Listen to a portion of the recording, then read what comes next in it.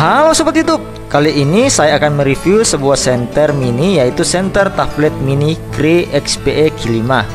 Kalian bisa mencari varian yang non merek tablet ya, kira-kira dengan keyword yang sama namun dengan menghilangkan kata tab LED nya. Senter ini bisa kalian dapatkan dengan rentang harga 18 ribuan untuk non merek tablet hingga 24 ribuan untuk merek tablet. Senter ini saya beli untuk diletakkan di survival kit saya ya, karena waktu itu senter mini saya yang saya juluki senter laknat itu sudah hilang sebelumnya. Makanya saya mencari senter AAA namun dengan budget mepet, dan saya dapatlah tab LED mini Cree XPE Q5 ini. Singkat kata, ketika saya pesan senter ini dan ketika senter ini datang, saya hampir menyiapkan sumpah serapa dan 1 bintang jatuh alias penilaian buruk untuk penjualnya, karena senter ini ternyata tidak dapat menyala. Ketika saya cek, ternyata ada benda ini di dalam senternya. Entah kenapa ada kertas seperti ini, mungkin untuk menghambat agar baterainya tidak suak ya. Tapi ya lagian senter ini juga ketika saya beli tidak dapat baterai, jadi aneh aja kenapa ada kertas kayak gini di dalam senternya. Jadi kalau kalian beli senter ini dan tidak dapat menyala, coba cek terlebih dahulu apakah ada benda yang mengganjal di dalam senter. Untung saya cek dahulu, kalau tidak si penjual itu sudah saya kasih bintang 1 kawan-kawan. Oke, kita langsung saja ke kelemahan yang ada pada senter ini. Yang pertama, tombol on off-nya ini keras ya kawan-kawan dan susah untuk ditekan. Mungkin saya sudah terbiasa menekan tombol on off senter konvoy ya, jadinya saya merasa ini lumayan keras untuk tombolnya. Kemudian kelemahan kedua, kalau dalam posisi zoom dan dinyalakan, ini pasti zoomnya mundur. Jadi istilahnya dari zoom kembali ke mode biasa. Karena kenapa? Ketika digenggam seperti ini, maka kalian bisa lihat kelingking saya menarik bagian zoomnya untuk kembali ke posisi sebelumnya. Oh iya, saya lupa menjelaskan bahwa senter ini adalah tipe senter zoom. Tapi tentu saja untuk harga murah saya tidak terlalu mempermasalahkan hal ini. Dan untuk kelemahan ketiga, senter ini punya clip on yang menurut saya sampah ya kawan-kawannya.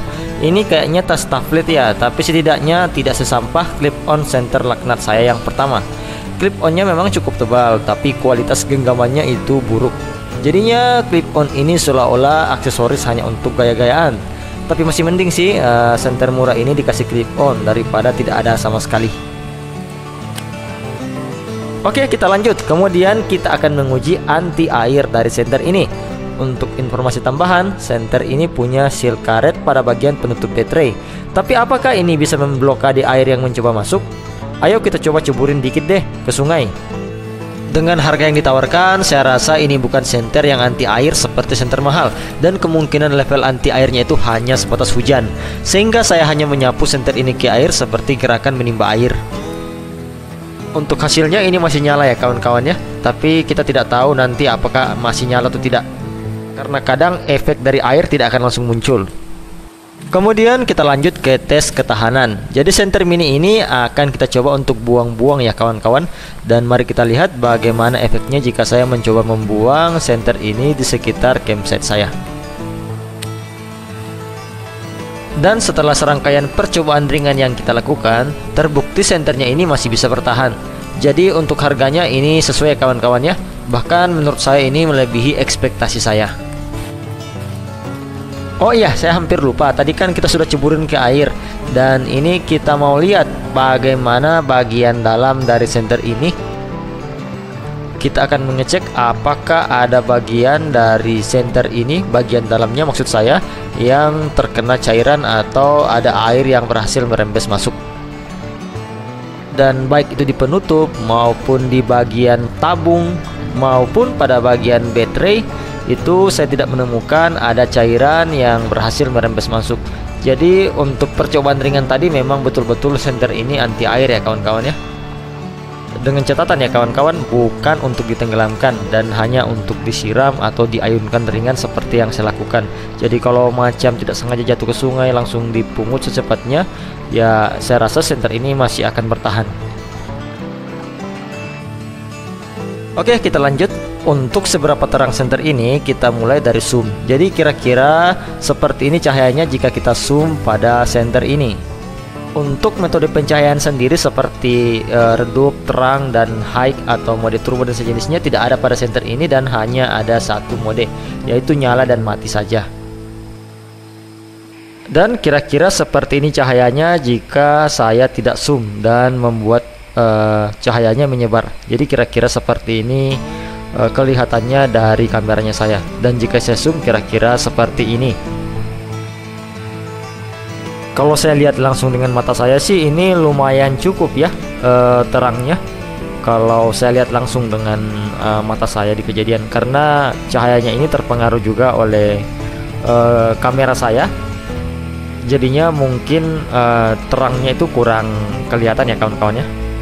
Dan kira-kira seperti ini jika saya melakukan zoom lagi pada senter ini. Oke, kita lanjut. Kita akan bandingkan nyalanya dengan senter Convoy S2 Plus saya.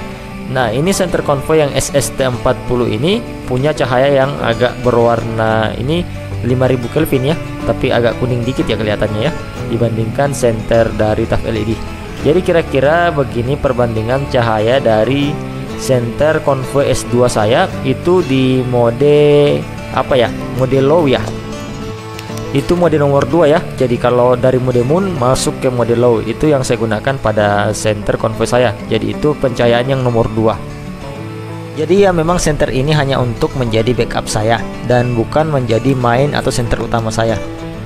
Setidaknya jika terjadi kerusakan pada center utama saya atau ada kejadian yang tidak diinginkan, maka center backup bisa menolong. Oke, jadi sampai di sini review saya. Jadi menurut saya senter mini ini recommended ya untuk kalian beli ya kawan-kawan ya.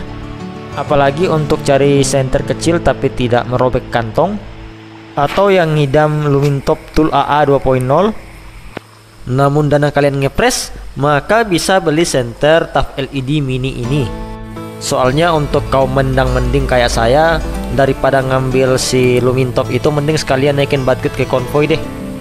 Soalnya untuk senter sekecil itu dan dihargai sekitar 200 ribuan, ya saya sih lebih memilih untuk beli kayak Convoy atau Sofrin atau Urkos ataupun Boruit, kayaknya udah dapat deh itu. Jadinya memang ini cocok untuk kalian yang cari center backup namun sudah punya center center utama yang mumpuni. Oke, jadi kira-kira seperti ini review dan video dari saya kali ini. Seperti biasa, mohon bantuannya untuk like dan subscribe jika kalian suka.